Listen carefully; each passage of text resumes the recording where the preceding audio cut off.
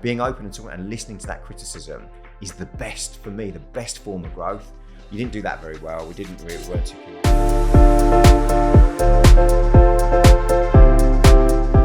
Hello and welcome to Founder Stories, the podcast for small business owners. I'm your host, Simon Kallu, and I created this show not only to motivate and inspire, but to give you actionable strategies to take back into your business, shortcutting your route to success. Each week, I'll sit down with real and relatable business owners, uncovering how they've created a business that gives them freedom, creates impact, and makes money. So let's get started. Hey guys, welcome to another episode of Founder Stories. You know, the point of this podcast is not to try and be the same as Diary of a CEO and all these other great podcasts, but to create something that entrepreneurs and business owners who have small businesses can relate to, be inspired by, and take, practical steps from each podcast to go back to their business. So today, joining me is Kingsley Peters. He is the founder and creative managing director of Kingle, which is a creative agency in the Midlands. Thank you for coming in. Thank you for having me. Thanks for joining me. Let's get straight into it. Tell me what your business does now. Obviously, we'll reverse back and go through your story, but for a bit of context and a bit of motivation for people and why they should listen, because you have achieved great levels of success. I was spying on all the stuff you've done yesterday. Thank you. Some of the clients that you work with and some of the case studies and the quality of the work is incredible. Tell me what your business does now. Tell me some of the clients maybe that you've worked with, and then we can reverse back to how you got to this point. Sure. So as you say, I run a creative agency based in Birmingham. We work with a whole wealth of clients of all sizes, but I think what we really specialize in doing is helping clients find that one thing that makes them stand out. Yeah. So that one little insight or that one little hook that they can then talk about, and we can help them creatively project. So I'll give you an example. We work a lot with a company called Valent. Yeah. So Valent are a heating manufacturer. They manufacture products like heat pumps and boilers and controls, thermostats, that sort of. I remember them well because my first flat that I ever purchased in South London, and I had to change the boiler. I went for a Valent boiler because my dad told me, right, these are the ones to get. These are reliable. Yeah, they really are. I mean, they're German manufactured. You know, I'm not just saying this. I've been out to their manufacturing plant in Germany, seen the R&D. They put a lot of effort into the production. Yeah.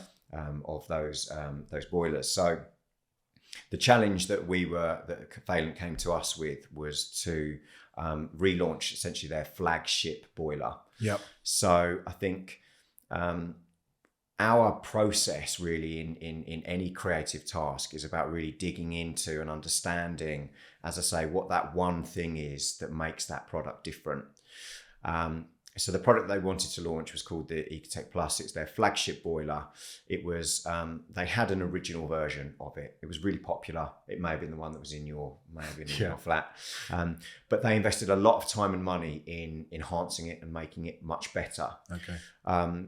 So they kind of came to us and said, look, we've got this new EcoTech Plus. We want to kind of launch it to the world, mainly in the UK, but obviously to the UK. We need a really creative idea. So after playing with lots of kind of concepts, lots of ideas, we latched onto this idea that the boiler had almost been fine-tuned and enhanced, almost like you'd take a piece of music. So for example, you might take a remastered piece of music. You have to really understand what's great about that piece of music to remaster it. So we came up with this idea of the original remastered, because the boiler itself had only had these kind of fine-tuned things change, they'd adjusted the placements of certain things within the boiler, fine-tuned certain technical elements, but it had a massive impact on the output of that boiler. Yeah. So the creative idea we landed on, as I say, was the original remastered, and it allowed us to essentially kind of take that product and package it in a way that was really interesting. boilers are great. I wouldn't say, they're the sexiest of products, but Yeah. I think actually where we get a kick is taking some of these products that are probably, run of the mill, everyday, utility based products, Yeah. and making them really exciting. So we did this full launch around this remastered product, creating all these CGIs, using language that was all about kind of enhanced and fine-tuned and amplified. So you're not losing all of that brand value and product trust that they've already built up as well, right? Definitely. And I think continuing that message as well, a creative campaign needs to first and foremost grab the attention of its audience. Yeah. You've got to grab them and make them pay, grab their attention so they're interested. Yeah. But I think also when you're communicating over lots of different channels, so we were doing an event, we did CGI, we did animation, we did film, we did video, we did social, we did print, everything.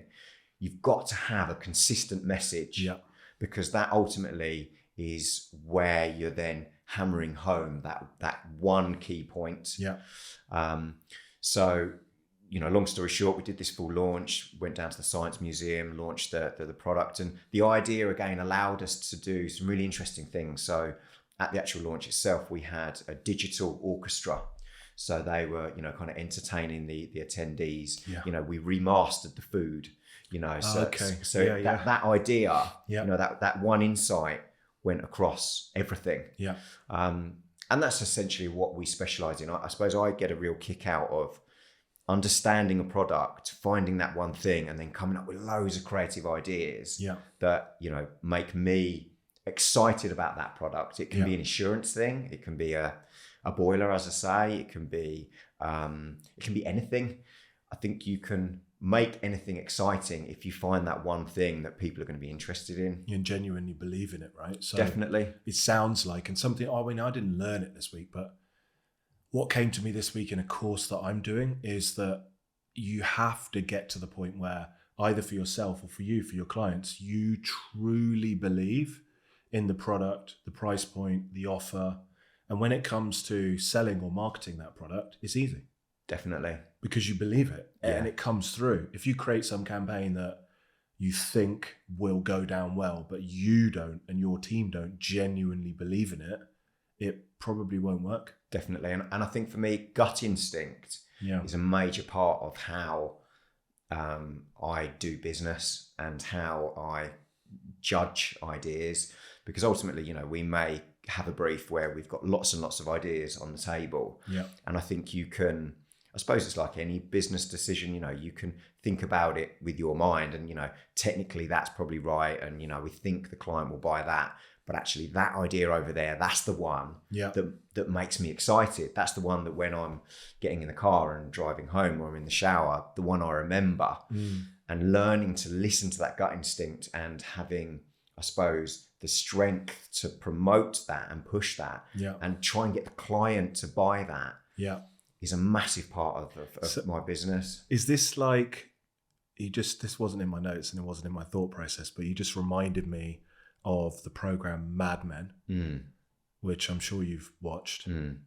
Is the scenario that you've got this client and they've come to you and then you have to go and pitch those ideas? And do you just go with that one idea, the original remastered, or do you have to present 3 or 4, but you really want them to pick the one that you love? So that's a really great question. And I think actually in our industry, a common challenge and question. So with the original remastered, we hung all of it on that one idea. Okay. We didn't go in with multiple ideas. Yeah. We made the decision that it was do or die on that one. We believed in it so much that we felt we should just put all our eggs in one basket. And that shows the client how much belief you have in it as well. Yeah. And at that point, has that client committed to the scale of the creative project with you? Or could they turn around and say, I don't like it, we'll pay you for the work up to this point, but we're going to go in a different direction? So right now in 2023, is it like Mad Men where you're still at that point pitching to get the rest of the work and then you'll agree the scope and the fee, which might increase over time if they decide, well, actually we'd like this and we'd like this and we'd like this? Or at that point, have you already won the work? So it varies. I think in Kingle, we don't actually do a lot of pitches. I Yeah. think a lot of the growth of the business has come through organic growth, has come through. We have done pitches, and Yeah. I think obviously the Valent one was a pitch. We've done some pitches for NFU Mutual. We have, but generally, what we found is that we will do a pitch. If we've won the pitch, we then focus on just growing ourselves within that business. Yeah. I'm a real strong believer that I'd rather invest all my time and efforts in understanding the client's challenge Yeah. and seeing if they have any other areas where we can add value and we can help, Yeah. instead of hemorrhaging time and money on going after new clients, just getting them in the door, Yeah, you landing build them, relationships. Exactly. Yeah. So going back to your kind of question, the 3 ideas versus the 1 idea, Yeah. I think both still happen. I think sometimes we feel that actually we've got 2 or 3 good ideas and we feel we want to share a breadth of concepts. Sometimes we do just go, we believe this is it, and you either take it or you don't. Yeah. I think unpaid pitches is still a big thing Yeah. in our industry. It's still a common thing. We have done paid pitches. There have Yeah. been times when we've done paid pitches, and I think actually I'm a strong believer, especially with smaller businesses, that I think those paid pitches should really be the standard. Yeah. Because ultimately, as a team, it takes a lot of time and resource. So we're not like the big Saatchi & McCann's. I think they have a lot of manpower. They have a lot of people. Yeah, they'll have a department just for creating unpaid pitches, right? Which comes Exactly. into their overhead. So they're just sitting there doing it all the time. Exactly, and they can afford to lose that margin of of time and those Yeah. and those people. Smaller businesses, when we decide to pitch, it's all or nothing for us. We have to go all in, and we have Yeah. to find ways of kind of managing the work we have on Yeah. and making sure that doesn't suffer, and deciding to go in with and put forward for our ideas. Yeah. So the general process would be that if you are pitching for free, we then pitch all the ideas. Say with Valent, they love the idea. We then cost up, obviously, what that campaign would be. Usually they would give us a kind of a ballpark cost for what budget they want to spend over the year. Yeah.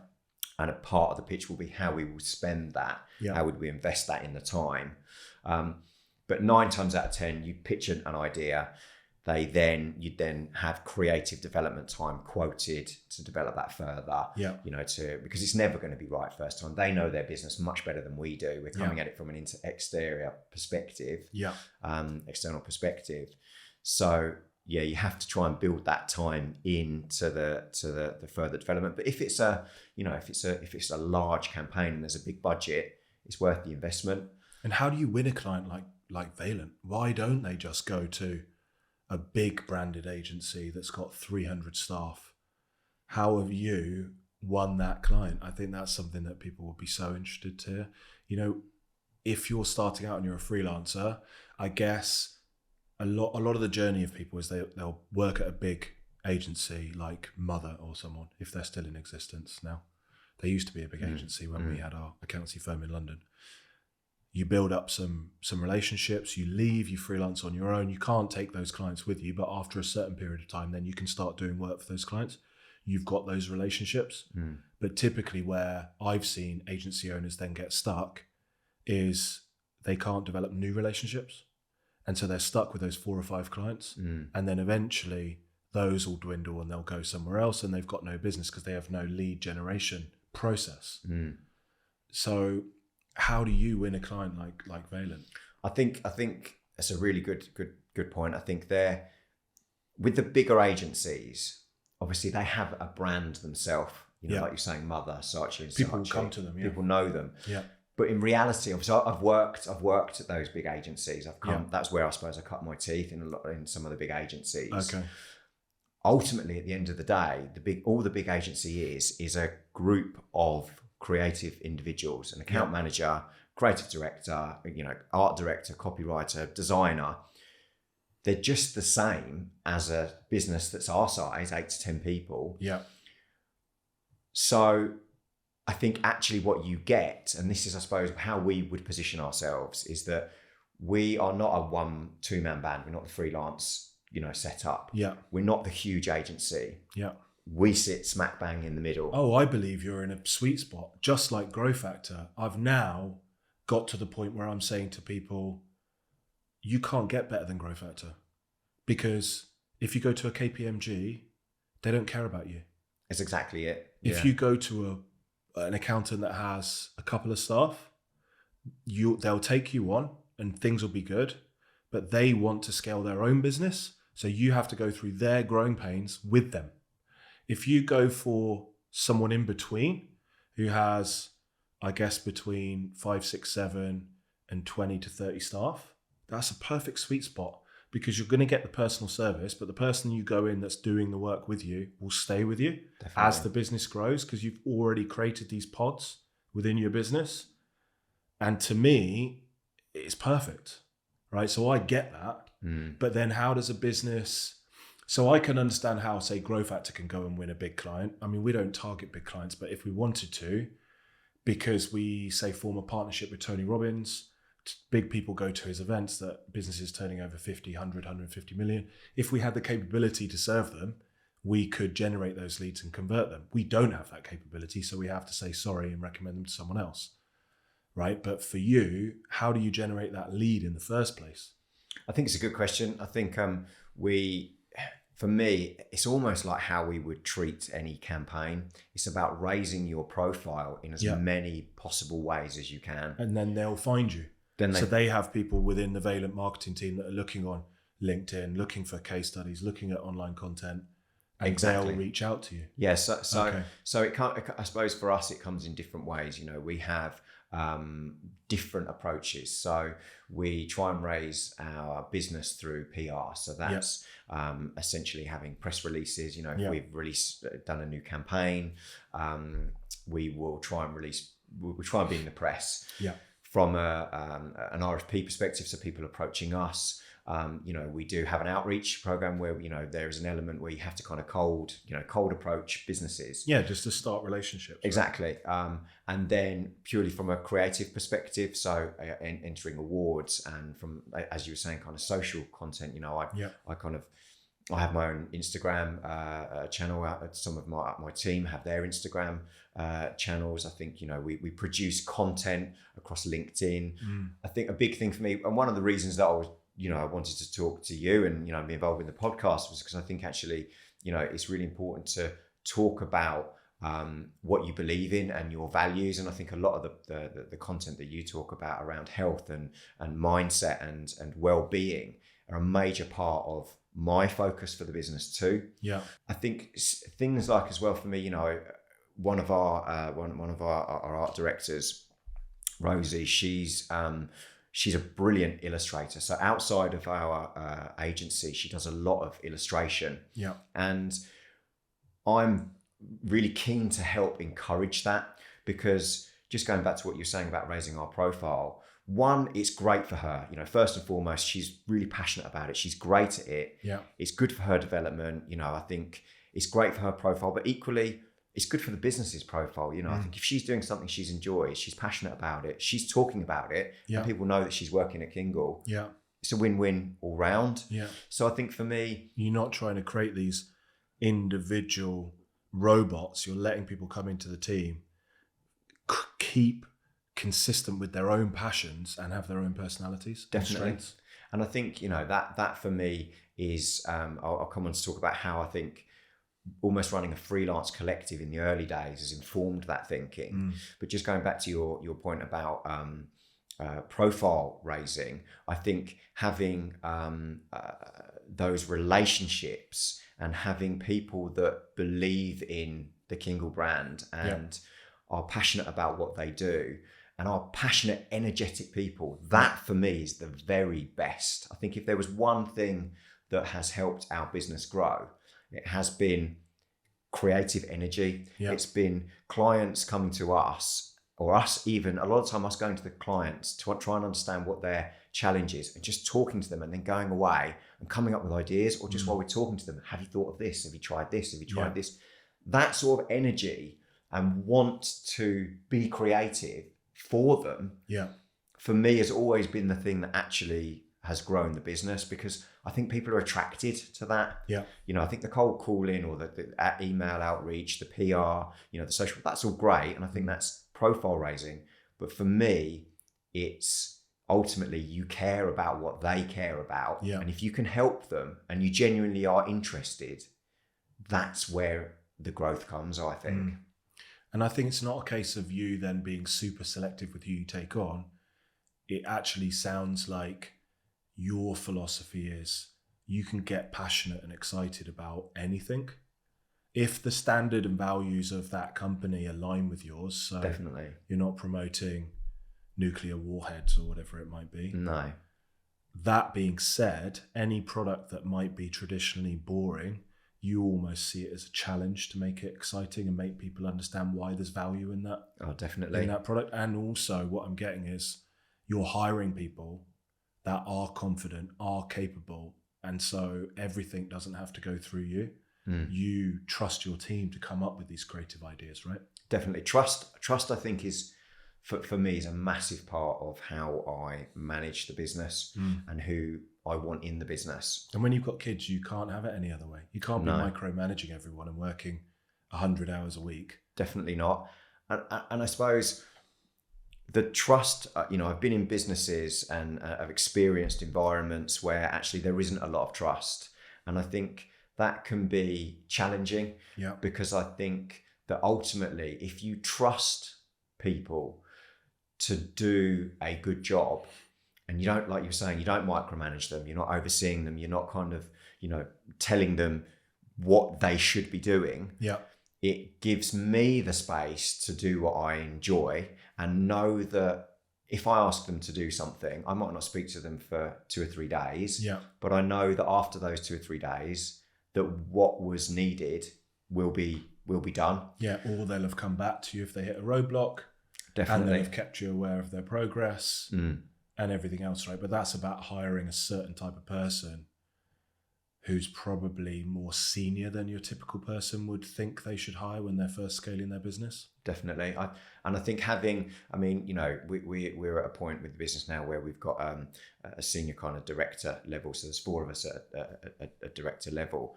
And I think for me, having that breadth of skill set at that level means that I can go off. I can turn my phone off for the morning. Yeah, you've got other people who can make decisions exactly at that level. We will reverse back at some point, but this is super interesting. So the structure is you've got the 4 senior people, they're directors. Then you've got the creative output level below, and then, we can talk about individual structure. Did you give who's the founding? Are you the founder of the business? Founder, yeah. So when you bring in these directors, are you giving them equity in the business? How are you bringing them in and making them act like it's their business? I think the situation for me is we started essentially with being a freelance collective. Yeah.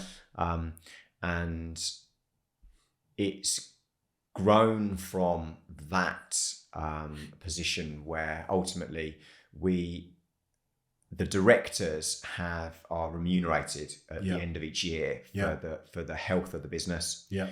We're very transparent with how the business has done. Yeah. So obviously not the nuances of all the detail, but the costs in the business, the profit in the business. But they get out what they put in. So that's how you're making them feel like owners, right? We didn't need to go into the share structure and how you pay dividends and all of these things, but ultimately what you're saying is, they're not on a fixed income, they're directors. So however well the business does and they've contributed to that, there'll be a sharing process in that reward, right? That's exactly it. And I think for me, that's always been really important. Yeah. I want, and we do it with the team as well. I think at the director level, obviously we all as a team have clear KPIs in that, our growth or our targets are attributed to a particular KPI. Yeah. And but at the end of that year, our end of our financial year, if we've done really well, there's remuneration for that. And I think that for me, that's an important part of the business.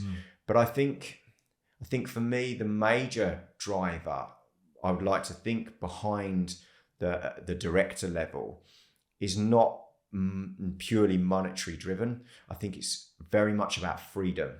I think I created Kingle with the vision of having like-minded individuals that are able to do what they're really good at, to do what they enjoy, earn a good income from it, but also have a really good work-life balance. So I think for me, the business has not been created to make loads of money and for the directors to make loads of money and for me to make loads of money. I've never really been a money orientated person. I think because I'm a creative at heart, and I've come through that creativity, what I really get a kick off out of is good creative work and the process of creating. So I think to go on what it is that the senior team feel motivated by, I think it's knowing that we have a strong and healthy business that allows them the flexibility and the work-life balance that means that they're there for their kids. When so you're needed. all in a similar situation in terms of age, family. You share the same standards and values, right? You all want work-life balance. That's exactly to do it. good work and work hard, but have enough time to take your kids and go and watch them play cricket or watch them play football on the weekend. That's and it. not be working all Saturday on a deadline, right? If you're a director level, because you've built this team underneath who can do the work, you trust them as well. So each of the 4 directors, do they have a different area in the business that they're kind of responsible for? Definitely, Yeah, so that makes sense. So we'll get into that. Let's reverse back, right? Okay. And then I want to come back to that because I think what you've done is you've managed to break through this wall that I believe 90+% of creative agency owners cannot break through, which is, and I was speaking to one of my clients about this week, you've hired that first person, they're not good enough, you've got to fire them. You've tried to hire another person, they're not good enough, you've got to fire them.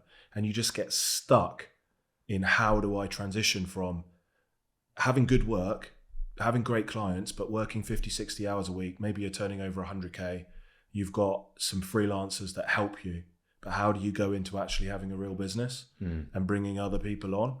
And I think you've done that in a really smart way, which I believe is the answer too. I have a business partner who takes care of all of the day-to-day for me. I'm more of the CEO, he's more of the COO, making sure that all the work is getting done, making sure that the client's are happy, making sure that, the team of senior accountants that we've got in, who we've hired at a more and more senior level, so they're self-sufficient anyway, but they're happy and they're all on their KPIs. And so you need that person, otherwise I'd have to do that job, right? And I think you've done that really smartly, and lots of people, they don't necessarily want to wait to hire until they can afford that senior person, and they're doing it in the wrong way. They're hiring too junior and they're having to just spend all their time managing those people.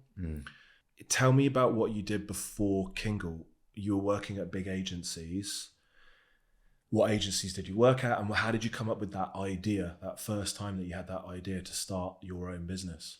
Yeah, so I think I was working at an agency in central Birmingham. I was kind of managing their creative team, and I think I'd been there for three or 4 years. And I just got to the point where I wanted to just do it for myself. I think I just had that hunger to challenge myself and do something for myself. So I jumped ship and set up essentially as a freelancer. So freelance art director. I was working for agencies around. And could you take any of your clients with you that you had relationships with? No. I think so. It's, did you it's a hard place to be. These are the practical things that Yeah. people think of. Did you? So you've jumped. You've got no clients, no income. Did you save money in order to make that jump? Yeah. So I probably decided about a year and a half before I left that I wanted to do something for myself. And how old are you at this point? Well, I'm 42 now, and that was 8 years ago. So yeah, kind of 32, 33. Okay. So you've got a kid at this point. So you've got responsibilities. Yes. Right? So at that point, I have a son who's probably 6 or 7. Do you think that motivated you to do your own thing? It was the birth of probably my second son that really motivated me, because I think I got to the point where he was born. He was very young, and I was still doing the same thing. So I was still leaving the house at 7:30 and getting back at 7 every day. And I think I just got to the point where I just felt that there was more, and I could do more, and I wanted a different balance. I wanted a different work-life balance. Yeah. So I kind of made the decision alongside my wife, that I would start working for myself. Yeah. As you say, I couldn't just jump ship. I had a mortgage to pay. And what does your wife do? So she, can she support you at this point? Yes, and that was a really big. That was a really big. Yeah, big which part is the same with me. My wife's retired now, but she was a dentist, so she was able to support me when I started the business. Yeah, if I needed it.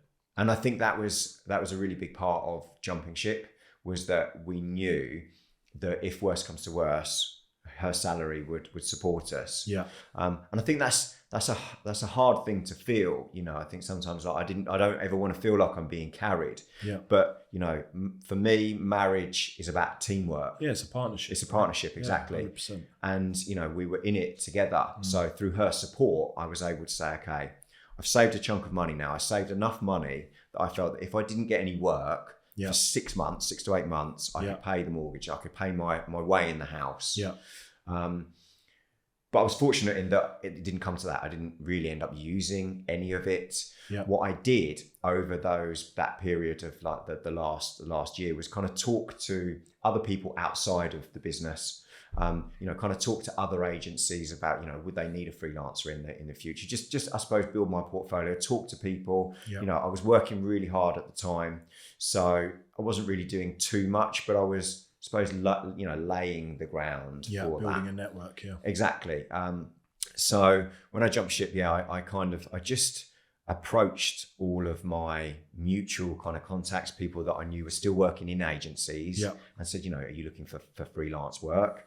And I was fortunate in that, I got freelance from people I know down in London, people in Leicester, so you weren't going all over direct the to place. client at this point. You were freelancing, right? Yeah. But I always knew that I wanted my own clients. I didn't know I wanted to create an agency. Yeah. Interestingly, I never really had that vision of creating an agency. I had the vision of having my own direct clients. And I think that the reason was because as a freelancer, you kind of come in, you do a certain job, and then you go. Yeah. And I was always much more interested in the full process. What is the client challenge? What are they dealing with? How is it then? What are the metrics on the outcome of it, and how can I make it a profitable job? Yeah. I loved that idea of not just doing the creative, but all of it. Yeah, and building a relationship over time where you can transform that brand essentially. Exactly, and being part of that transformation and being part of that brand's journey. Yeah. And feeling that the idea that I've had, is making impact on their business. And you can measure that, right? Like going back to the Valent case study, you can measure the impact of that launch versus when they launched it originally. Right? Exactly. And it would have been totally different. Completely. And I think, we were doing a lot of freelance work, myself and my copy partner, and we won a pitch for NFU Mutual. Okay. So at this point, it's not just you. You have someone that you're working with. Yeah. So Nigel was my he's a good friend of mine still. He was a freelancer too. Okay. So I set up. So we were freelancing separately. We were charged as kind of separate. We were a team. We were doing separate agency work. Yeah. But then after probably about a year and a half, I was like, I want to set up something formal. I want to create an agency. Yeah. So after the fair amount of discussion, we decided that I would set the agency up. It would be my agency. I would found it, and Nigel would partner with me on it. But he had his own thing. Yeah. And we started. We had an RFP given to us, so a request for proposal. Do you want to throw your hat in the ring for this? It was essentially like a report design. We want some concepts, we want some ideas, we want to make it more human. It's for NFU Mutual. And it came through a mutual contact, someone that I'd worked with in agency. And that's the power of networking, right? Exactly. So using LinkedIn, but also talking to people and going to things to see people face to face. Yeah. And just because you never know where that's going to go. No. And I remember her ringing me and saying, look, we've got this opportunity for a tender. We're putting it out to multiple agencies. Do you want to have a go? And I was probably because she wants to support you. Yeah. What people don't realize, because they don't want to go out and they don't want to meet people and they don't want to put themselves in a vulnerable position to say, look, I've got this startup business. I'm really great at what I do, but I don't have a lot of clients right now.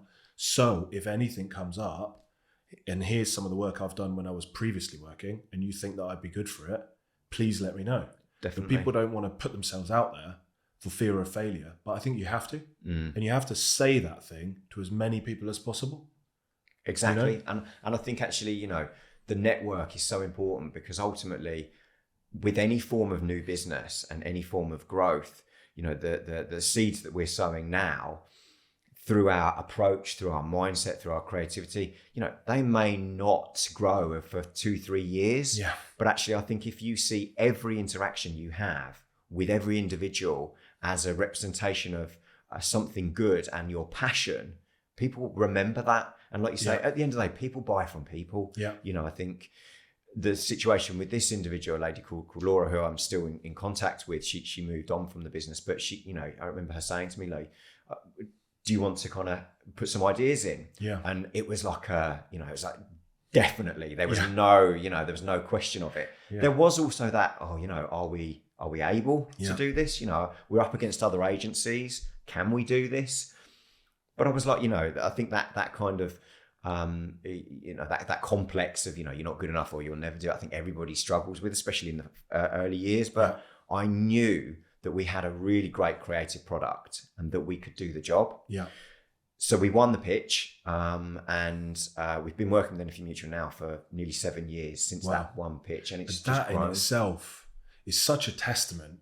I mean, you can have case studies, but I'm creating some case studies for our clients now as well. And you know, some of the clients we've had, I remember one creative agency that we've got as a client, PS London, they're called. They have been with us for 12 years. I remember when I first started the business, getting up at 6 a.m. to go to BNI meetings to stand up and do a 60-second pitch. And I probably went for 6 months until eventually Robert, who's one of the founding partners, said to me, let's go and have a chat.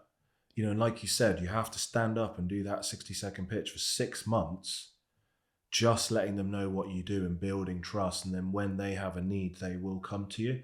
But I think if you're looking at working with people, look at their case studies, because if they're doing a good job, they will have retained their clients for a long, long time. Certainly. It's I don't think there's any better way to show that you are a good business and you're doing a good job. The fact that you've held an internationally renowned brand for 7 or 8 years, you know? And I think it comes back to as well, caring, you know, like I'm a bit of a foodie, you know, I love my food. So as a result, I'm interested in agriculture and I'm interested in, you know, that kind of sector. And obviously Energy Mutual, as much as, you know, their insurance products cover, you know, commercial, their foundation came from, you know, a national federation of National Farmers Union Mutual. Yeah. They are in the agricultural sector, and I find that fascinating. You know, some of the sectors they go to and the conferences and some of the shows they go to, it's all about tractors and farmers and, you know, talking about the soil, and I find that really interesting. So I find their product interesting. Yeah. So that makes me want to work with them. And, you know, I think we had a conversation. I went over to see them recently, and it was a bit of a kind of with some of their sort of senior management level, talking about how we've done and what we've done for them. And we're not perfect, you know, no agency, no individual is perfect. We make mistakes. Everybody makes mistakes. But I think for me, a fundamental part of people trusting you is saying, okay, we didn't do that well. Yeah. So we're going to do this. Actually, I don't think we did that as well as we could. Making it right. Yeah, and making it right and focusing on it. I think the worst thing you can do is just go like that, you know, I don't want to talk about it. Yeah. Being open and talking and listening to that criticism is the best, for me, the best form of growth. Yeah. You didn't do that very well. We weren't too keen on that. And actually being unafraid to ask the client then at the end of the project, did we meet your expectations?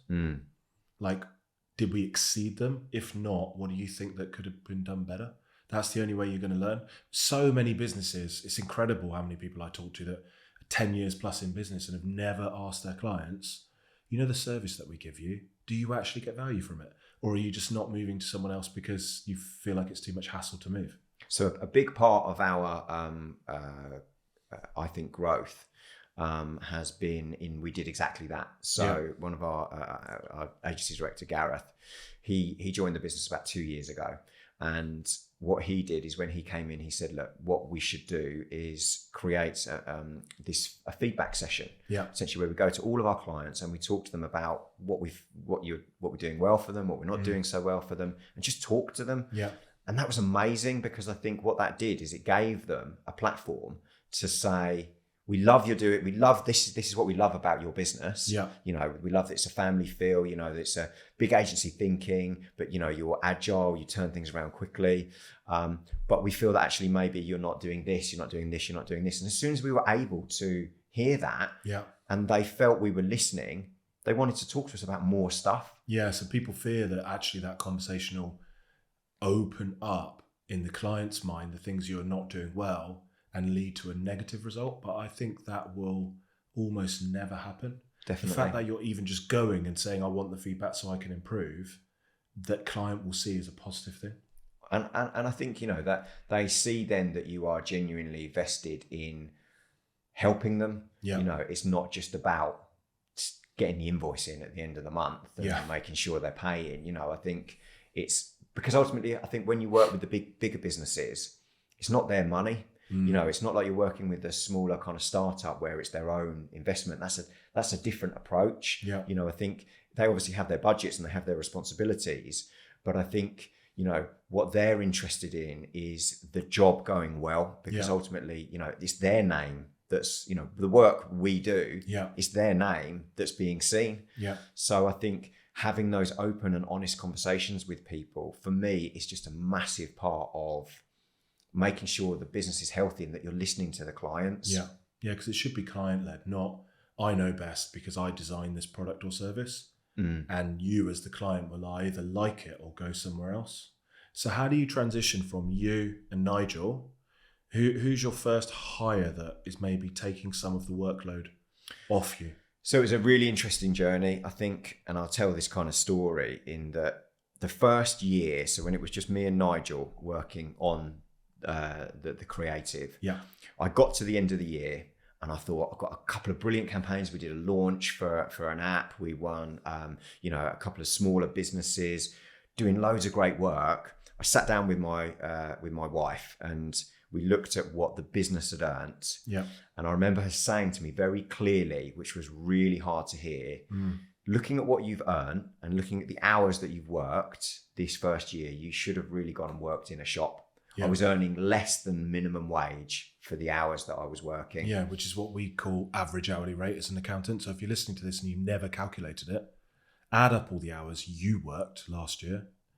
If you've got staff, you can add up the staff at various levels and divide it by the amount of revenue that they generated. And you'll be amazed how low it comes out. It's scary. It's so scary. Even with us, we have a target average hourly rate and our actual we're probably creeping up to about 45% of the target now. So this notional target that you never get to, because if you hire good people, their tendency will also to do extra work for the client, even to try and sneak that extra work in without me knowing about it. But that's good because they're good people and they care about the client. Yeah. But you have to temper that when they come on, right? Exactly. So your wife said your average hourly rate is £8.20 or something. Exactly. I think it was even less than that. Yeah. I think it was horrendous. I could have made this up, you know, with the years, but I feel like it was something like £3.23. It was so low. And is that two lessons? One is, workflow and managing how much you're putting in, but also it's got to be an adaptation of pricing in there as well, right? More pricing confidence. Exactly both. Yeah. So I think the first thing that I thought about was that what I was doing is we were charging for the creative. Yeah. So the client would come to us and say, look, we've got this video, we've got this brochure, or we've got this logo, or whatever, we've got this piece that needs doing. I would quote that up and say, here it is, here's your cost. They would say, great, we would start work on it. What I wasn't doing is adding any account management time to that. Yeah. Now it sounds like such an obvious thing now, but actually when I'd come from obviously being just managing a creative department. Yeah, you don't think about that. I don't think about the sheer amount of time. The work being done to create, not to manage the project. Exactly. Talk to the client, go through the revisions, all of these things? And it's almost half, so the creative product might take us a week. Yeah. I mean, it's probably not quite half, but it might be sort of 30% of that would then be account management. And I wasn't quoting for any of that time. Yeah. So immediately I've lost 30% of the job. Yeah. And on top of that, I wasn't doing the hours I was quoting for. So I was doing, again, probably double that. So if I was quoting for 2 days, I had in my head, this is about a reasonable figure. But because my standards were so high, the reality is I was probably doing 4 days on that job. So immediately I've stripped, this quote that I've created at 100% down to probably 50, 40% of the value it should be. Yeah, which you're kind of lucky because it's you. So you're still receiving income. But if you had staff and you look at the typical profit margin in an agency being maybe 15 to 25%, the bigger you get, ideally we'd want, and if any service business that we work with, to be sort of 30 to 40%. But most of the bigger agencies that we see will be between 15 and 25%. You'd be making a loss if you had a staff doing that work. Definitely. Well, as you say, it was just me and Nigel at that point. So we were just like, this is just not great. You're just working hard and not earning that much. Exactly. So there were 2 things that I had to do that were very clear to me. One was the pricing structure was just too low. I need to be pricing it at a more competitive, because I was pricing, we were pretending we were an agency, acting like an agency, but we were using freelance fees. And when you look at the pricing structure for an agency, it's much higher than it is for a freelancer. That's because there's all this extra stuff that's going on that you need to charge for. But I didn't know that. And also I didn't know that I needed to be charging for the account management side of things. Yeah. So as soon as I shifted to that mindset, things started to change. Yeah.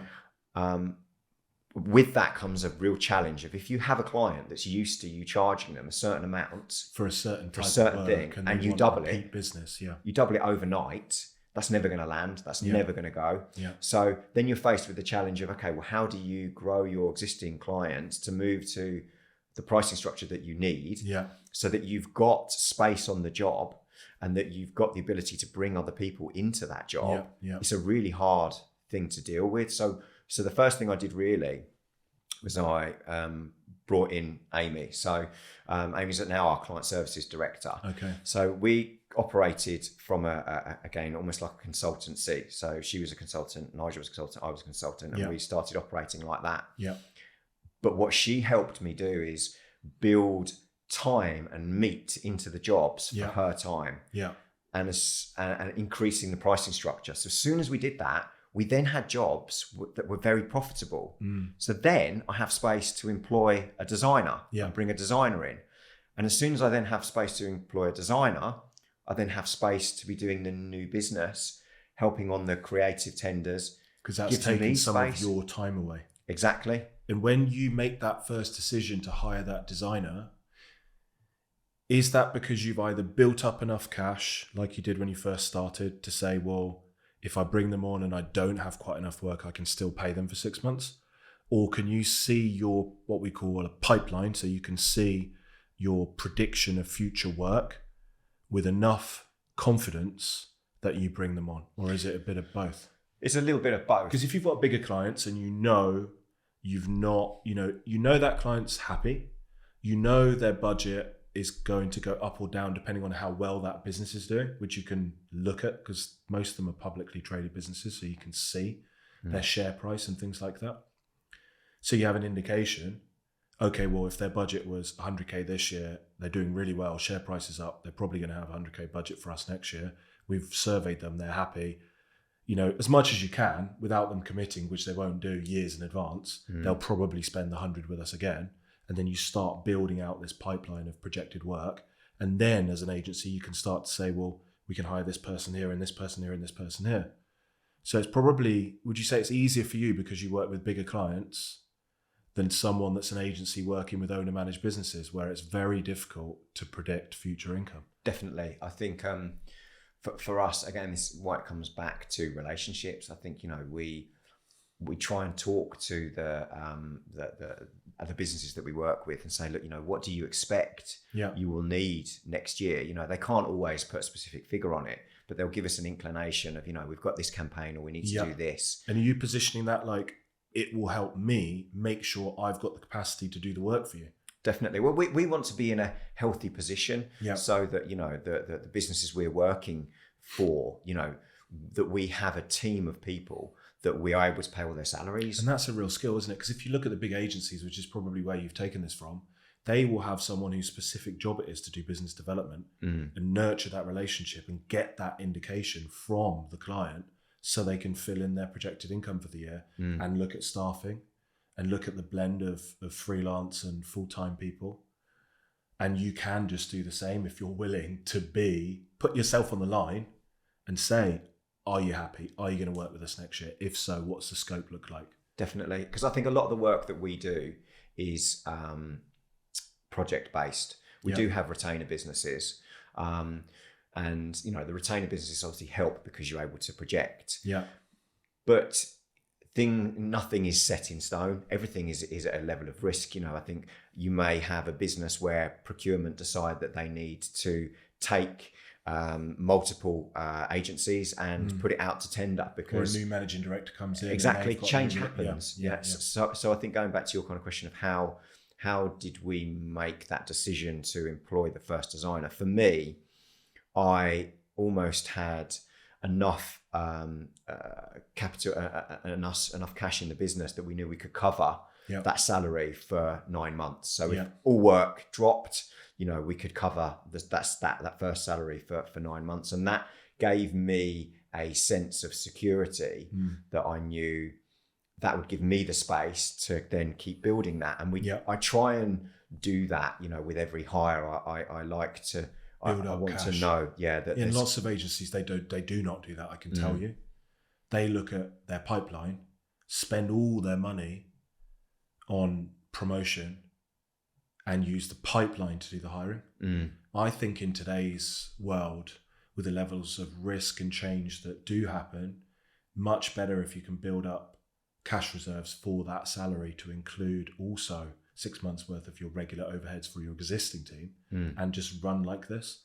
But then that's probably because you and your fellow directors aren't materialistic and you're not trying to strip all the cash out to go on fancy holidays and buy expensive cars. I love the fact that you've got a Tesla like me through the business, 2% benefit in kind charge, brilliant car. And you get to the point now, if you're putting cars through the business and all of these, using all of your tax deductions, you don't actually need to take that much out of the business as dividends and salary because a lot of it can go through as, like, if the cars are going through, that's a big expense, right? Definitely. And you're not, and we spoke about this, your team now is hybrid. So you're recruiting the best people from around the UK, not necessarily expecting them to all be local to a Birmingham office and come in every day. I guess, does that line up with your philosophy of why you started the business in the first place, to give everyone good work-life balance and flexibility? Yeah, that was why, as you say, why I set up Kingle. It was ultimately that I believed that you could do good work, you can be passionate about what you do, work hard, but have a good work-life balance. How do you switch off though? Like, I was talking to my wife about this because I'm deep into building out online funnels now, because we've got to roughly 2 million sales just organically through referrals. But I want more consistency of lead generation now, so I can step away from that, because a lot of that relies on an individual's network. And so I get deep into something, like my kids, they are drawing at the moment. They'll do a drawing, you'll buy them this painting, they'll paint all day, then they'll wake themselves up early to go back down and continue painting. That's brilliant. And my wife will be like, these two are nutcases. Well, how do we stop this? I'm like, don't stop it, because this is good. It's a good indication that when they're adults, if they have a problem, they'll work on it until they find a solution. But my long-winded way of saying this is, it's at 5 o'clock, I find it very difficult to stop thinking about the design of my lead page and now switch on to, I'm having a family dinner. Yeah. And I really struggle with that. I think that for me is something that I've battled with a lot as well over the last few years. I think for me, work-life balance isn't necessarily about I just stop work then, because I think, like you say, when you're a business owner, you can't stop thinking. There's no way you can switch off from it. I mean, Yeah. it's a slight aside, but we do timesheets at work, and I kind of track the hours I'm working. But actually, I work all the time. Yeah. I am at work all the time. When I'm on holiday, I'm at work. And you might have a great idea on holiday and then take yourself away for a couple of hours to journal. Exactly. And write things down about it, right? So you don't lose it. But I think for this sounds silly, but for me, I try not to call what I do work. Yeah. I don't call it work anymore. I think it's just what I do. I've Yeah. come to realize that this is just what I do. So for me, it's not been about I stop at 6 and then I start again at 9 the next day. It's been about working on my mindset and my mindfulness. So I hate the word mindful. I always feel it sounds a little bit kind of hippie-fied. With me, it's a great word. And I don't think it's hippie, because mindfulness is so important. You know, I think like when you're with your kids, then if they understand it as they start to get older as well, oh, daddy's had an idea, he's just gone back in the office for 10 minutes because I understand he needs to get it down. But when you come back and you're kicking a ball around in the garden with them, you're not like scrolling on Instagram or responding to emails, you're kicking a ball in the garden with them. And I think that's exactly the key. It's about attention. For me, it's been about learning to notice where my attention is. So the whole, I do meditate, and I think the whole meditation and mindfulness practice for me has been about learning to notice when my mind is not focused on where it should be, and bringing it back. So when I am focused on the business, I'm mindful that I'm focused on the business. When my son comes in and taps me on the shoulder and I'm writing an email, what I try and do is say to him, Shay, just give me 2 minutes. Yeah. I'll come and talk to you about your drawing, and then I'll give you my complete attention, my complete focus. You don't and that's have to okay. stop what Exactly. you're doing. I shut the door to my office, but it doesn't work. They just open the door. No, exactly. They don't care, do they? But I think learning to focus and notice where your attention is so important, because it allows you to, it allows me anyway, to, if they want to do a drawing or they want to kick a ball around.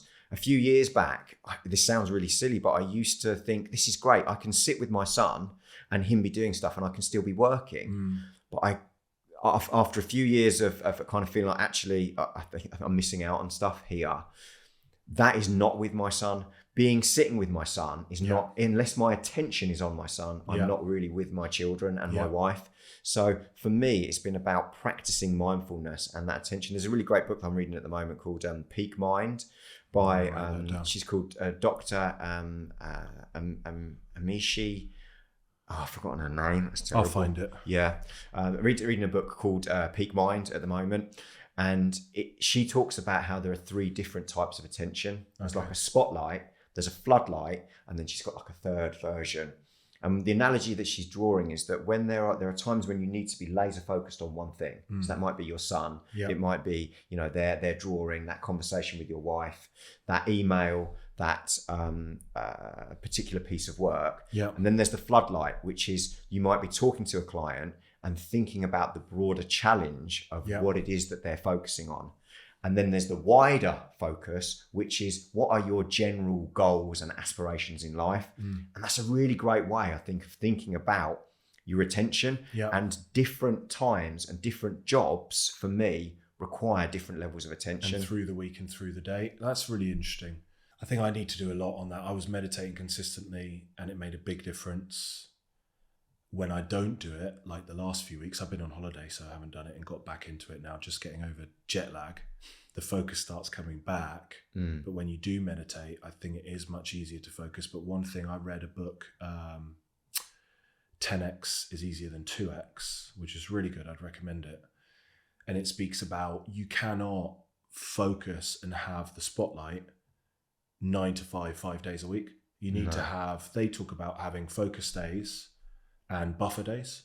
So I experimented pre-going to Canada for 3 weeks with Monday, Wednesday, Friday being focus days, where I'll try and get at least one block of 3 to 4 hours of just focusing on a project.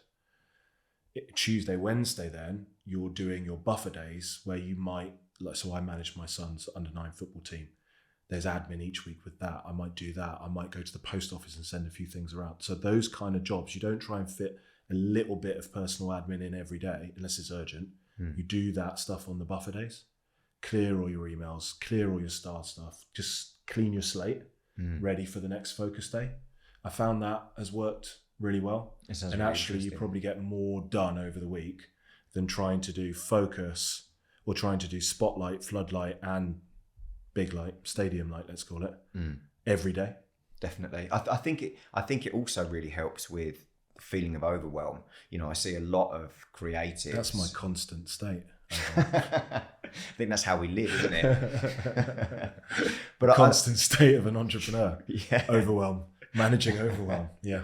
But I think that's, you know, and that managing overwhelm is, if you don't manage it, it's in the word, isn't it? It becomes overwhelming and you can't do anything. Why do you think that we still feel that? I was talking to my wife about this. You know, we've got a business, turns over 2 mil plus, a nice house, we can go on holiday whenever we want, we've got money in the bank, you know, we're making progress. Every month we sign clients, it's moving in the right direction. Yet I will still put these notional targets on myself and feel this feeling of overwhelm to hit those targets, even though I know I shouldn't.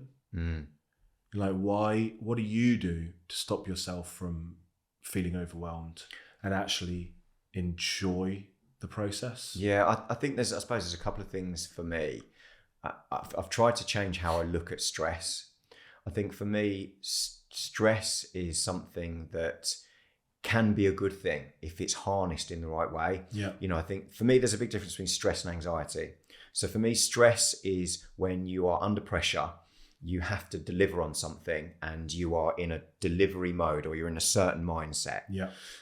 Anxiety is a worry. So anxiety is about something in the future that you are ruminating on, or you're running around in your head that is a worry. And I think for me, there's been an important part in trying to separate when I'm feeling anxious about something and when I'm feeling stressed. Okay. So if I'm feeling anxious about something, yeah, I've tried to reframe that. So I'm anxious about something because my mind is telling me that I need to do something about it. So I suppose back in, caveman stages, you would have been anxious about a noise in the bush because it might be a lion that's about to eat you. Whereas now, obviously, that anxiety might be a meeting, that anxiety might be a presentation. So if I'm feeling anxious about something, I try and listen to why I'm anxious, because 9 times out of 10, it's almost my mind telling me I need to do something. So if it's a presentation, I need to prep better for that presentation. Or if it's a tricky conversation I'm going to have, I need to think about and give myself the space to be ready for that conversation. So you'll give yourself time to sit, feel the feeling, and kind of work out where it's coming from. Definitely. And then just calmly do something about it. Exactly. And I think calm, breathing has been, again, with the mindfulness, breathing has been a massive part of my management of stress and my feeling of overwhelm. I think going back to your question of being business owners, I think I personally very often feel overwhelmed, but a big part of managing that feeling of overwhelm is having coping mechanisms. So those coping mechanisms for me are in planning my day. I'm quite an anxious person. I'm quite high energy. So I feel that if I plan my day, I've not got all this stuff of I've got to do this, because I know it's planned in at a certain point in the week. Going back to what you were saying about blocking that time, that has been a massive part of alleviating my worries, because I haven't got you may have read the book, the chimp complex. I haven't got my chimp again. Actually, I'm going to read it again. I haven't got my chimp going mad in the back of my mind, going, you need to do this, this, and this, because it's planned in. Exactly. How do you plan your time? Do you have a system versus a to-do list? So this is an interesting question. You've got client projects, you've got team members to keep track of, or just retain, keep happy, check how they're doing against their key performance indicators. You've got your kids, you've got your wife, you've got your own personal health goals. How do you sit down and plan the week so you've got the right balance of work around each of the areas? That's a really good question. I don't think it's something I get right all the time, but I do have a process in the way I do it. I tend to get up when we're busy. I tend to get up, and I think I've heard you say the same, quite early. I'd rather get up at 6 o'clock, go downstairs and work for a couple of hours before the boys get up. Yeah. I'm a very active. I'd like to think I'm a very active part of the family. I help the kids get for breakfast. I take them to school. I drop them off. Yeah. And I really enjoy that. I think that's a real privilege.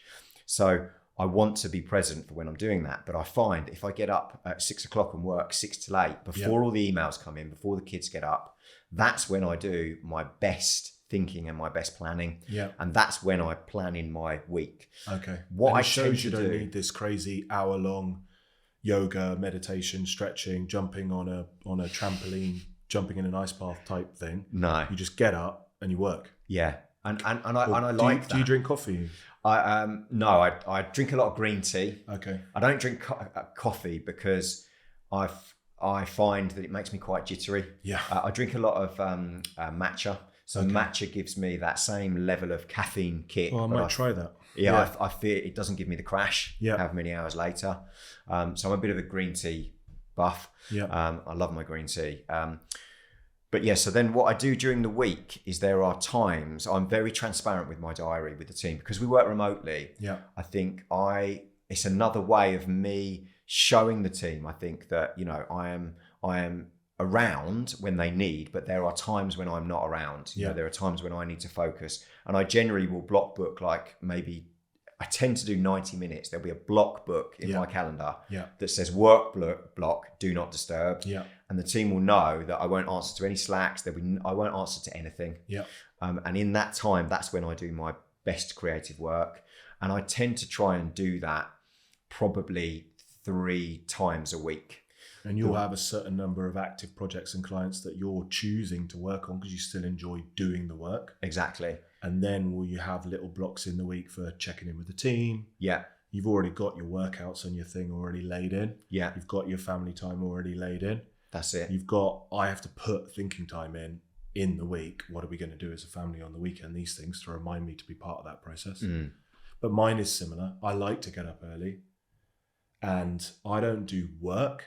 But if I wake up at say 6, I'll come down, have a drink, walk the dog around the block, then sit down, plan my day, maybe get a few little things done. Mm. And I clear my notifications in the morning, Mm.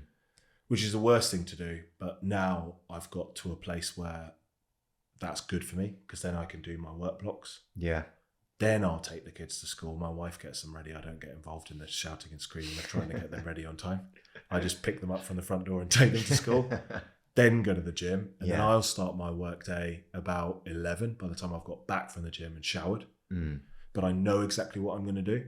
So then I can work from 11 till 5, say, or if they've got after school activities and I need to pick them up 11 till 3. But I can get so much done. Yeah, it's amazing, isn't it? I find I'm calmer as well if I've done at least an hour before there are any emails, before anybody gets up, because I almost feel like I've got ahead of the day. I guess you're still getting emails. I think the difference now with me is I can go and clear the notifications, but I know that there won't be emails from clients because I don't do any client work. Mm.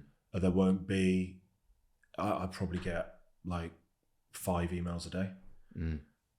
But back at the point where I was doing client work and getting client emails, I definitely think that's good advice for people. There's a good chapter in 4-Hour Workweek by Tim Ferriss where he talks about blocking out emails into 3 batched email check times when you can stop, do it. So you wake up, do your focused work, then check your emails and do a bit of admin or whatever for half an hour, then do another block of focused work, then emails, then another block, and then sign off. Yeah, I think that's great. And that's what I've got my team doing now, because they would sit in their inbox and as soon as a client emailed them, they'd reply straight away, which creates this chain reaction. So if the client wants to discuss something really important, they can book at any time with their accountant a Zoom call. They've got a Calendly link to do that. If it's an email, they don't expect an instant response. So long as you acknowledge that email in one of the 3 or 2 slots for checking emails, if you can answer it, great. If you can't, at least acknowledge it and say, I've received it, but I need to do X, Y, and Z. It's really interesting. I think that I was reading a book and it talks about this hive mind. Yeah. Which essentially, when you have bigger teams and there's lots of chitter chatter going on, it's really, really hard to focus. Yeah. And I think there is especially with working remotely, there's lots of Slack messages, Teams messages, emails coming around, flying around. You have to set boundaries and to give yourself that focus, because otherwise, like you say, that hive mind thinking will just consume your day. And you don't get anything done. So do you take your lessons and coach your team? Here's what's worked for me and here's what I'd recommend. Definitely. I think it's with the senior directors, obviously they have their processes. And Yeah, they have that's their, like, I don't get involved in Yasser, my business partner's they do that. They do it. Yeah, I know it way. works for him and it's different to me, but yeah. That's it. But the more junior members of staff, I'd like to think that for me, we obviously do their PDPs, the personal developments. I think they have half year and yearly reviews. But I think for me, their personal development, I would like to think kind of comes through the constant, trying to help them with little things, just tweak that, or change. I had a conversation with going back to, I mentioned Rosie earlier on recently, and she was saying how she's amazed just how she'll come to 8 o'clock and in the evening and she'll get loads and loads of work done. Yeah. And I'm like, well, why is that? And she said, well, it's because I don't have all the pings and the notifications and I can focus on one thing. So I said to her, look, you just answered your own question there. Yeah. Pretend at 1 o'clock in the afternoon, yeah. it's 8 o'clock at night. Yeah. So turn all your notifications off just for 2 hours or 3 hours, whatever. As long as you tell us all that you are focusing on something, that time that you get 8 till 11, you can have that 1 till 4. Yeah. But it's just about you learning to turn that off. But I think, and it's just a minor thing. She does it now and it's amazing. We know that she'll go off grid because she's focusing. Yeah. And coming back to what we were saying earlier on, that is a trust thing. I trust that if I don't hear from her for a day, for half a day, I know that she is in work mode and that she's focused. She doesn't have to be responding to messages continually for me to feel that she's working. Yeah. So when you do work remotely, for me, it's been so important that everybody feels they are trusted so that they can actually create that time. If they don't feel trusted and they don't feel that they've got the authority to switch off from that hive communication for a certain period of time, they won't. And then they won't be productive. Yeah, and that's the biggest lesson for people that are thinking about going remote or are running remote teams. Make sure that they have those blocks. Make sure that you talk to them about how they can work effectively. Share what works for you. We have this system called RotaCloud, which allows people to put in a week in advance and have it approved when they want to work. So for example, if we had a creative and she said, look, I actually, with my kids and with everything that's going on, I'd rather have 4 hours in the afternoon to be with my kids in the summer holidays and whatever. And when they go to sleep at 8 o'clock, I'll work from 8 till 12. We'd say that's fine.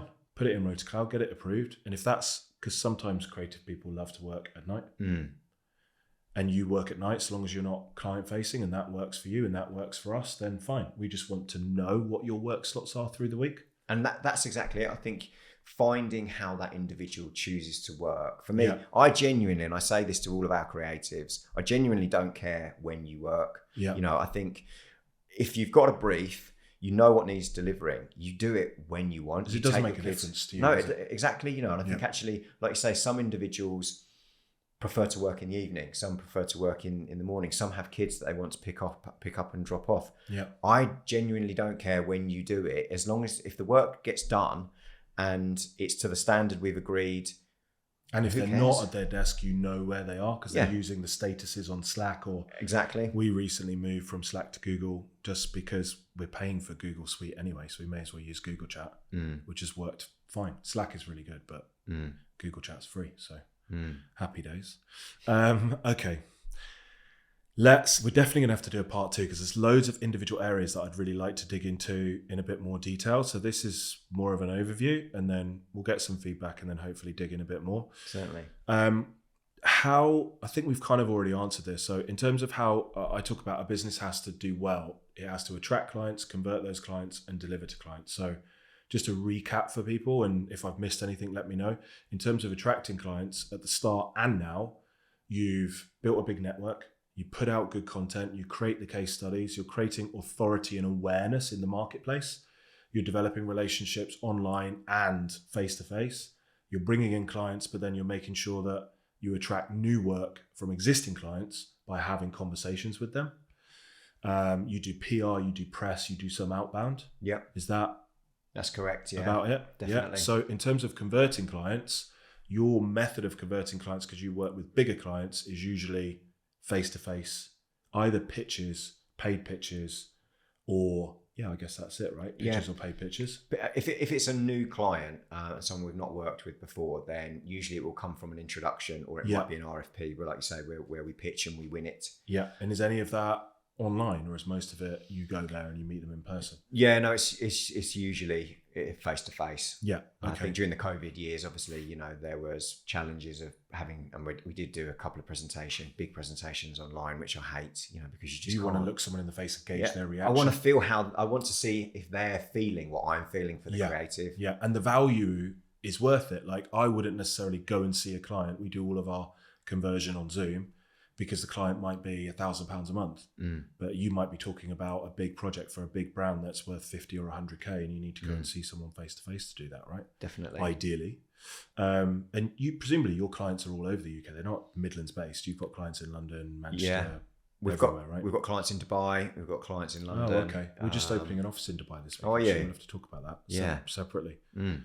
So you can take on clients anywhere? Internationally, yeah. I think that's been one of the directors, Gareth, who joined us recently. He lived and worked in Dubai for about 10 years. Okay. I'd actually worked with him previously in the previous agency. We kind of crossed paths. Yeah. And the journey for us coming together was interesting. So when I was freelancing, he was running the agency in Dubai, and I freelanced for him.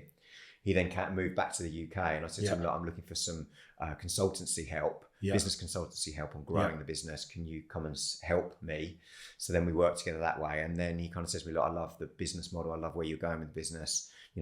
Can we work together? Yeah. So we joined the Kingsley team. So it is like a collective. I think what's very unique about it, and how you've managed to break through the freelancer to business owner barrier, is instead of you trying to be this king sat at the top table employing people in a triangular structure underneath you, you've said, okay, well, my zone of genius is this.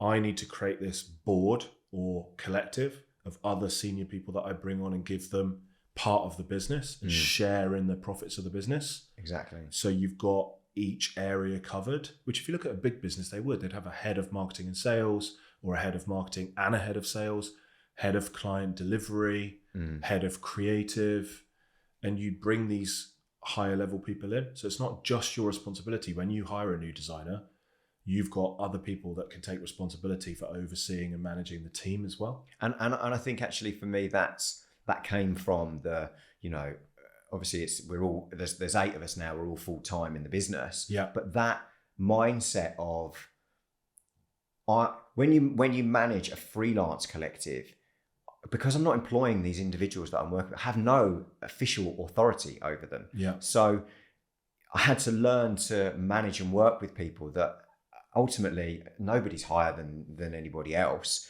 So the way you've articulated that, I don't see myself at the top of the business and everybody's below me. I think quite the opposite. I almost see it as a linear approach. Everybody has their specialism. Everybody does what they want to be doing and has their skill set, but we're working together to do the best work we can. And I think that's why for me, we're turning over plus of £1 million now. We're doing well. I think I don't have the vision of wanting to create a 50, 100 man team. Yeah. I think actually this maybe up to 12 people would be a nice size. Yeah. But it's never really be about me barking orders or me kind of saying, I'm the bigwig, you do as I say. No. This is the brief from the client. How do we as a team do that? We're all on one side. I've experienced in the past us and them mindsets as well within teams. And I think that for me is just the opposite of what any business needs to have. Ultimately, if one team member has a problem, we all have that problem and we're all together to solve it. And if you look at not another industry, but another zone altogether, look at football. If someone interviewed Pep Guardiola this week, and his answer to the question, I can't remember what the question was, but no one is beneath me. No one is above me. We're all on the same level. We all work together for the common goal. I don't treat anyone differently, whether they're the coach who lays out the cones, who's a junior, or whether they're my assistant who's taking the sessions on a day-to-day basis. He treats everyone the same. And that culture that he's created is why they're so successful.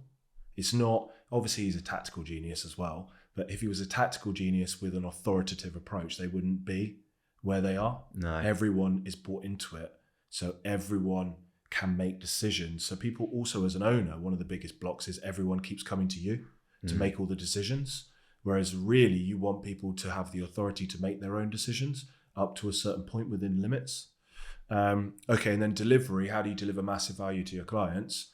I think you've already answered that as well. To me, it comes across that you really try and understand the product. You build long-term relationships. You get passionate about the business and the product, and you understand it and do whatever it takes, I guess. Probably overworking a lot at the start, which is fine because you really want to get under the skin of the business. Yeah, I think quality for me is a really key part of what we do.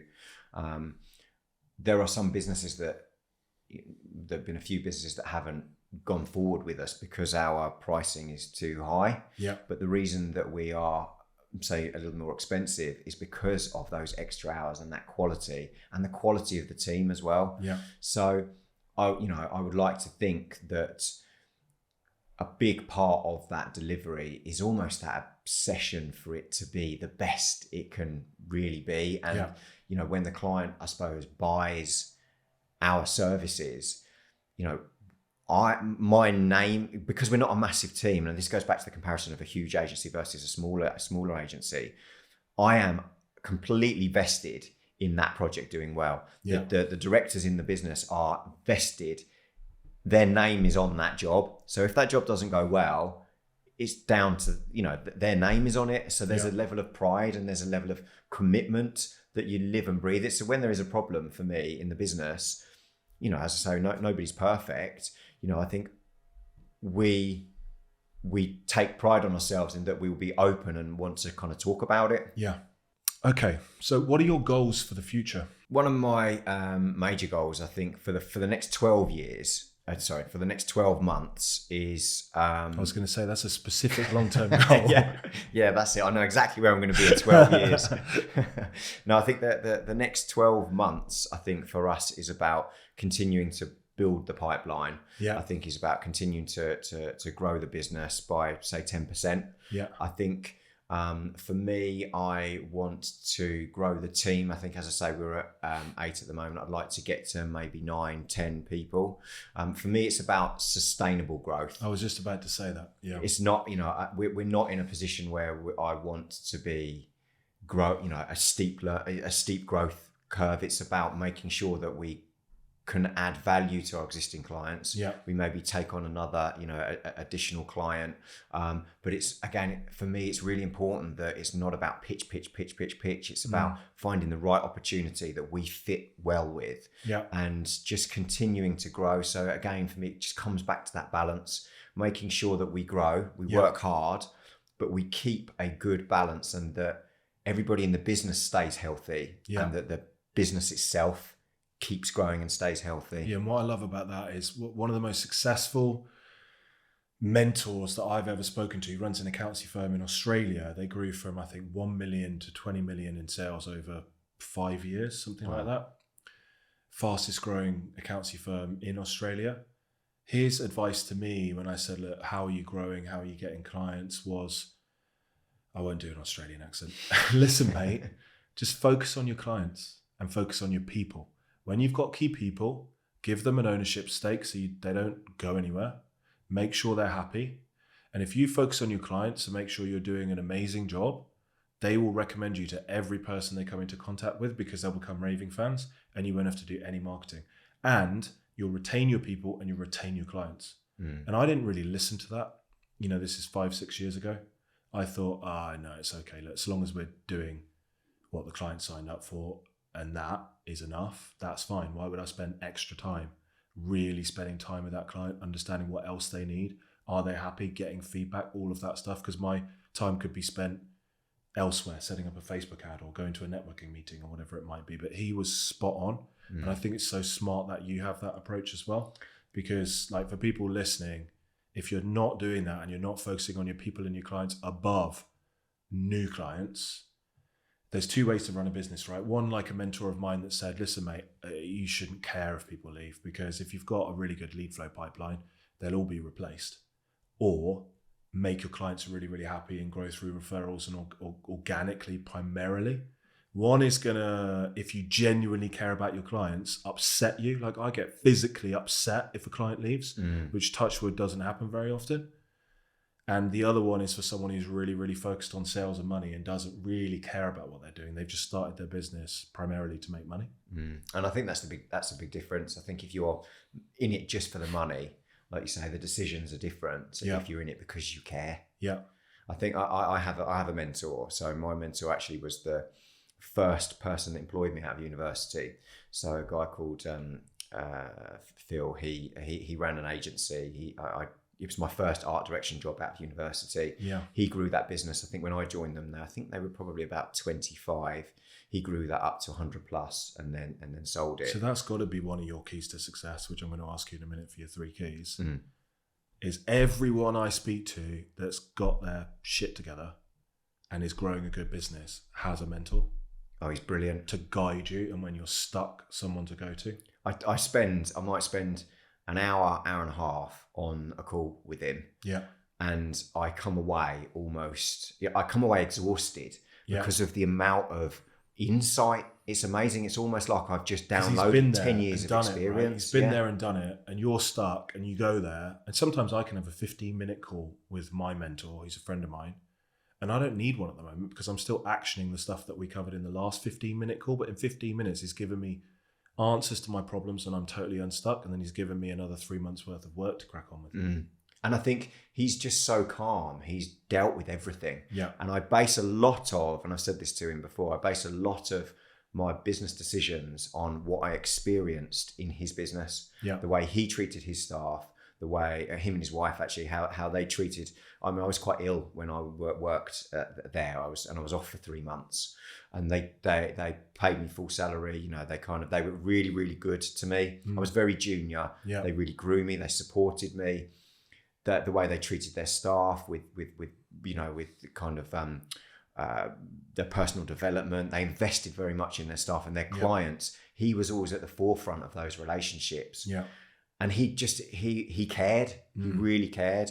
And every time I speak to him, he almost implants this, these decades of experience into my mind that because I think he's been there it's just and amazing. Yeah. And I put a reel out yesterday, which probably wound a few people up, but just basically said, be really careful about who you take advice from. I agree with you completely. Because they need to have either proven that they've done it with their clients, their advice delivered. If you're going to them for advice in order to grow your business and be a better business, I'm not talking about, a leadership coach who's specifically going to come in and teach you a framework to develop KPIs for your team, has to make more money than you.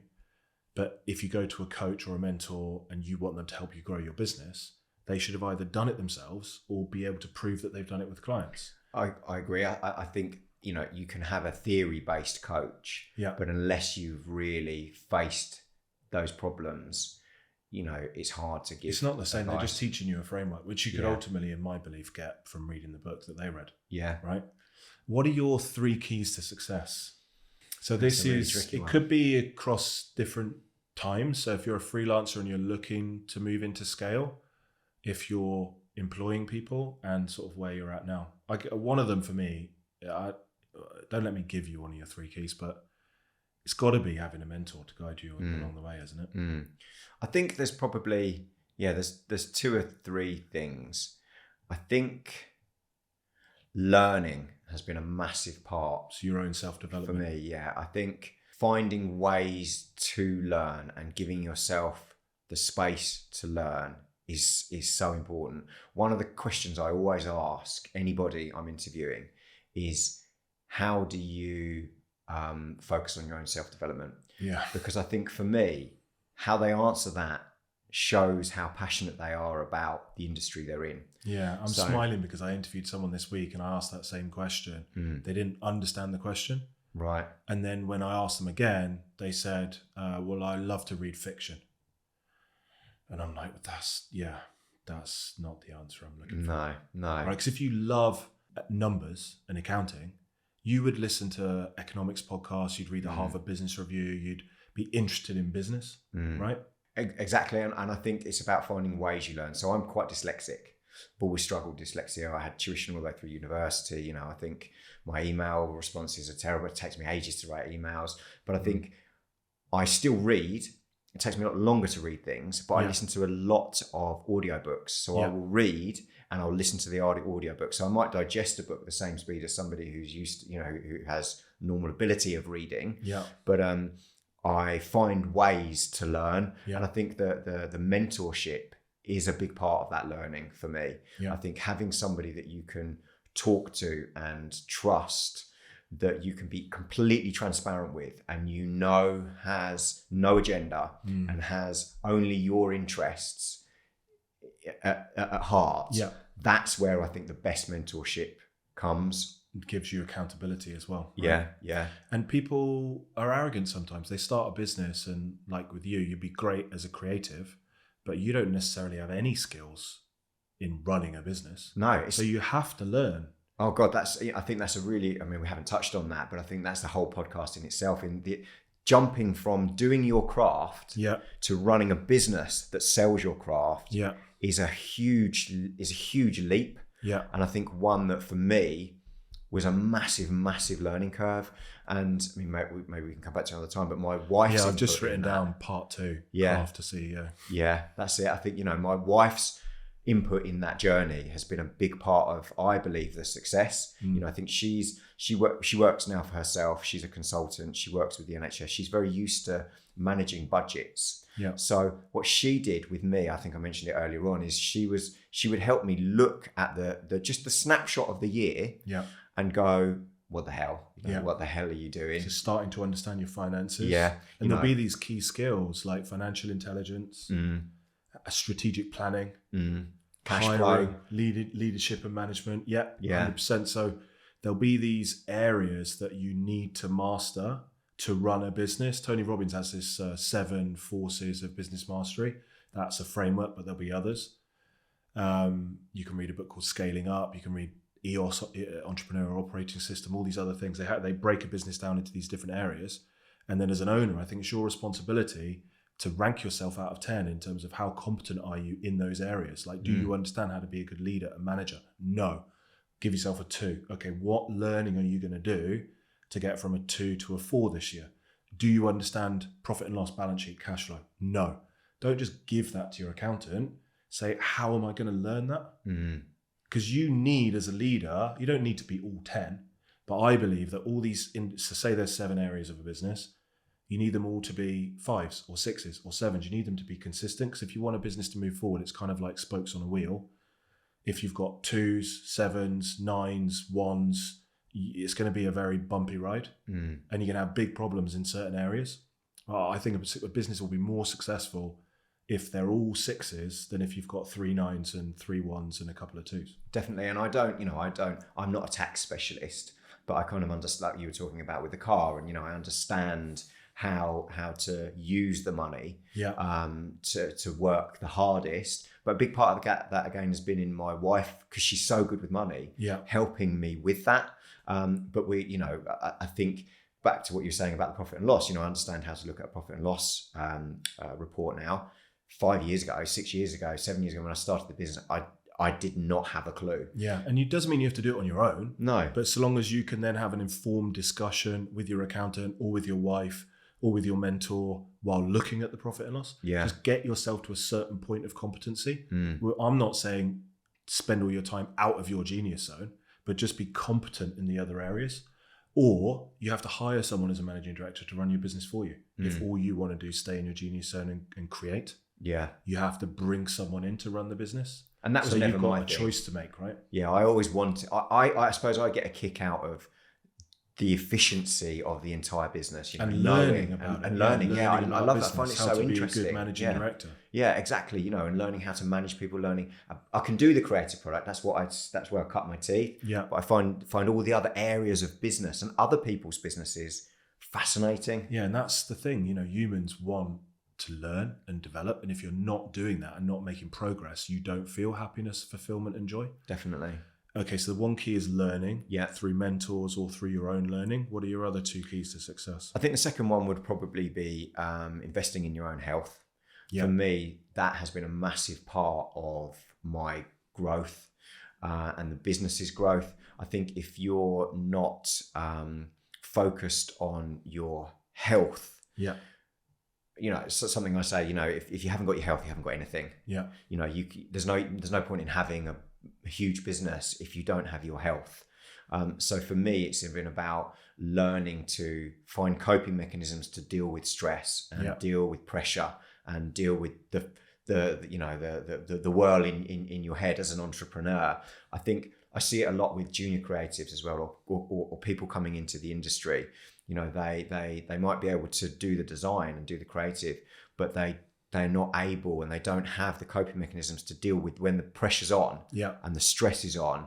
You've still then got to do your craft with all of this stuff on top. You have and I to see find that a lot. We've had accountants come in, and you've probably had creatives come in who have left because they just can't deal with it. They can't deal with having, say, 50 clients and things coming at them from everywhere, and a system to put them into compartments and priorities and deal with them. So it's health, mental well-being, which we could do a part 3 on, but also imparting your learnings on your team, right? What's number 3? Number 3 for me has been in the money side of things. Getting on top of your finances. You can't have a healthy business based purely on being a creative individual. You have to know how to financially put that in a healthy situation. So you have to know how to quote the job. You have to know how to make sure there are margins on the job. You have to know how that time is being allocated, what the costs are on that job. For a successful business, the product is half of it. The financial is the other half of it. And I think if you've got brilliant financials but no product, you're not going to potentially do that well. If you've got a brilliant product and no grasp on the financials, you're not really going to go anywhere. You've got to have that experience. Right? And you can't make decisions. And at some point, something will come down the road that you haven't seen because you're not looking at your finances in the right way, and that will end your business. Definitely. And I think ultimately, at the end of the day, if you don't have the right finances in place, you can be as good as you want as a designer. You're not going to be able to pay your team. You're not going to be able to do anything. It is probably the biggest learning for me that I've taken from building the agency. I love that. Yeah, and that's why people who know prioritize understanding finances and accounting. You can go to Business Mastery, which is on right now. It's a Tony Robbins event, 5-day event, £20,000 it is to go in person, and 2 days out of the 5 days are on accounting. Wow. There's a guy called Keith Cunningham who's much more engaging than me, and I think I'm a pretty good speaker, but people love the way he speaks about numbers, and they get to the point after the event where they even love him more than Tony because he's so passionate about numbers and he presents it in such a way, and they come away thinking, do you know what, this is the one thing that I didn't know that I needed to know. That's so important. Everything I do in our business and with clients is looking at the existing finances, looking at the historic numbers, creating a financial plan together, and then based on the actual performance of the business against the plan, adjusting the strategy if it needs to, like literally going through every line on the profit and loss and the cash flow and saying, well, that was good, that was not so good, that was bad, and making adjustments to the strategy based on the actual numbers. Otherwise, I just don't understand how you can make decisions. Same thing as like having a strategic plan and having focus. What we do is work in 90-day sprints where we have 3 key projects to work on the business to drive it forward. And then we don't allow work on anything else like internal projects until those are done. Otherwise, you end up with 10 to 15 sort of spinning plates that you do a little bit of everything here, there. And look, at the end of the year, you haven't completed anything. Whereas with our system, you get 12 key projects done, which really drives the business forward. Yeah, I think it's super important. And, being in business I stole this from someone, I can't remember who, but it might have been Tony Robbins. Being in business is like being a gladiator because, although this is a negative thing, so I don't want to end it on this, 50% of businesses will fail in the first year. Over 10 years, 96% of businesses fail. So every year you're in business, you're more likely to die. Like the longer you spend in the ring as a gladiator, the more likely you are to die. That's why there's a time limit. Just survive for a certain period of time and then we'll let you out because eventually you'll die. But the limitation of risk really, to me, is getting on top of your finances. Like if we look at the last 12 years, the failure rate of businesses that are GrowFactor clients is something like 0.05%. We've literally had 1 or 2 businesses fail in 12 years. Wow. And the market is 96%. So it doesn't have to be, you have to be a GrowFactor client, but you just have to get on top of your numbers. Definitely, yeah. And I think for me, I knew nothing about that. So I had to school myself, ask questions, sit with the accountant, make mistakes, work things out. But by doing that, I am able to make better long-term decisions, ultimately for the health of the business and for the people in the business. Yeah. Is there anything that we haven't talked about that you wanted to cover? I mean, there's lots of stuff that we could probably dig into. Yeah, no, I definitely think we need a part 2 and a part 3, but the 3 keys to success, I think, are incredible for anyone. There's the real critical piece for this, for me, is your insight in how to break through from freelancer to actually having a team and looking at it from a senior recruitment perspective of equals versus trying to pull people underneath you and create a structure. Like most people just try and replicate the structure of the agency that they came from. And I don't think you can ever do that, because I think ultimately, if you've come from a business that's 30, 50, 100 people, when you're a 1-2 man band, you have to just work it out yourself. You have to make the mistakes. There's the quote, I think it was Paul Arden that said it was, fail again, fail better. Every time you fail, you learn something from it. Yeah. And that's a great motto. I think for me also, this sounds really silly, but not taking things too seriously. I think by looking, I've traveled a lot. So I've spent time in Africa. I spent time in China, seeing how people live in different cultures and spending time in developing countries makes me realize that actually I've got so much as it is, and I think ultimately everybody has their challenges. Everybody has their anxieties, their stresses, their worries. You just have to be decent with everybody you can. I think not being so wound up or taking things too seriously, I think people respond well to that, because you're relaxed more, and I deal with things better if I'm relaxed and I'm breathing. Yeah, and if you're coming from a place of gratitude, definitely your decisions in business will be totally different versus coming from a position of need. And an expectation as well. I think there is a certain expectation that I put on, the team members in delivery, but equally there is also, I have to tailor my expectations that they are different people to me. They think differently to me, and I have to check myself with, okay, well, they've not done this. This is how I would do it, but they're not me, and I think they don't think like me. They think differently, and I think having that openness and that mindfulness of everybody's different. I have no control ultimately over the people I work with. I don't want to control them. I want them to feel that they are in control, but that they have the space, the authority, and the skill set to take control. And I think when you let people have that control for themselves, I believe that's where they flourish and that's where they grow. It's a challenge with junior staff, because ultimately they learn best, I think, from exposure to pressure and challenges and giving them advice. But constant and regular feedback. Exactly. Well. But I still believe that by giving them as much control as you can, that's where people flourish and grow. Yeah. And I think that is, from all of what we've spoken about, a key difference between you and your agency and why you've been so successful. So thank you for coming and sharing some of your founder story with me. Oh, it's been a pleasure. Thank you. It's been awesome. We definitely need to do a part 2 and a part 3. Yeah, I've really enjoyed it. Thanks, guys, for listening or watching if you're on the YouTube. That's been another episode of Founder Stories, and I'll see you in the next one.